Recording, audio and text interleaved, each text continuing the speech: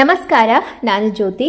ಇವತ್ತಿನ ವಿಡಿಯೋದಲ್ಲಿ ಸರ್ವೇ ಸಾಮಾನ್ಯ ಡೌಟ್ ಬಗ್ಗೆ ಕ್ಲಿಯರ್ ಮಾಡ್ತಾ ಇದ್ದೀನಿ. ಅದೇನೆಂದರೆ, ಗರ್ಭಿಣಿ ಆಗಿದ್ದಾಗ ಹೊಟ್ಟೆ ಬರೋದು ಸಾಮಾನ್ಯ. ಬಟ್ ಕೆಲವರಿಗೆ 5 ತಿಂಗಳು ತನಕ ಅಥವಾ 7 ತಿಂಗಳ ತನಕನೂ ಹೊಟ್ಟೆನೇ ಕಾಣಿಸೋದಿಲ್ಲ. ಆಗ ತುಂಬ ಜನರಿಗೆ ಭಯ ಆಗತ್ತೆ. ಯಾಕೆ ಹೀಗೆ? ಮಗು ಬೆಳೀತಾ ಇದೆಯೋ ಇಲ್ವೋ? ನಾನು ಗರ್ಭಿಣಿ ಹೌದೋ ಅಲ್ವೋ? ಹೀಗಂತ ನಿಮಗೂ ಕೂಡ ಅನ್ನಿಸಿರ್ಬೋದು. ಇದಕ್ಕೆ ಉಪ್ಪು ಖಾರ ಹಾಕೋಕೆ ಅಂತ ಬೇರೆಯವರು ಒಂದಿಷ್ಟು ಜನ ಇರ್ತಾರೆ. ಅವರು ಹೇಳಿದ ಮಾತು ಕೇಳಂತೂ ಇನ್ನೂ ಭಯ ಆಗೋದು ಸಹಜನೇ. ನನಗೆ ಕೂಡ ಒಬ್ಬರು ಇನ್ಸ್ಟಾದಲ್ಲಿ ಮೆಸೇಜ್ ಮಾಡಿದ್ರು, ಹೊಟ್ಟೆ ಸಣ್ಣ ಇದೆ, ಏನೂ ಆಗೋದಿಲ್ವಾ ಅಕ್ಕ ಅಂತ. ಸೊ ಇವತ್ತು ಈ ವಿಡಿಯೋದಲ್ಲಿ ಆ ವಿಚಾರದ ಬಗ್ಗೆ ಮಾತಾಡ್ತಾ ಇದ್ದೀನಿ. ಯಾಕೆ ಹೀಗೆ, ಏನು ಮಾಡಬೇಕು ಎಲ್ಲನೂ ತಿಳಿಸ್ಕೊಡ್ತಾ ಇದ್ದೀನಿ.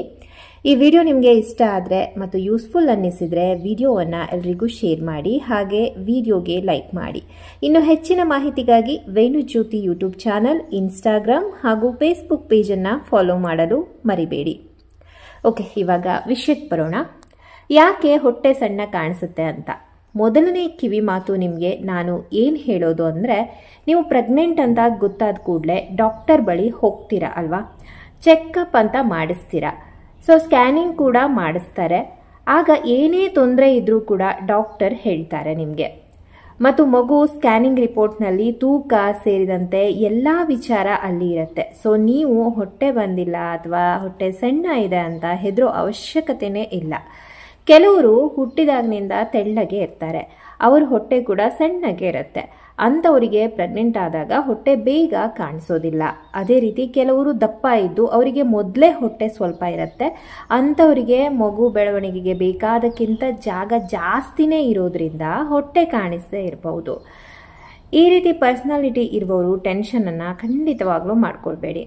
ಇನ್ನು ಕೆಲವರು ಪ್ರೆಗ್ನೆಂಟ್ ಆಗುವ ಮುನ್ನ ಚೆನ್ನಾಗಿ ಫಿಟ್ ಆಗಿ ಇರ್ತಾರೆ. ಬಟ್ ಪ್ರೆಗ್ನೆಂಟ್ ಇರುವಾಗ ವಾಮಿಟ್ ಸ್ಟಾರ್ಟ್ ಆಗಿ ಏನೇ ತಿಂದರೂ ನಿಲ್ಲಲ್ಲ, ಮೈಗೆ ಹತ್ತೋಲ್ಲ ಅಂದಾಗ ಅವರು ವೀಕ್ ಆಗ್ತಾರೆ.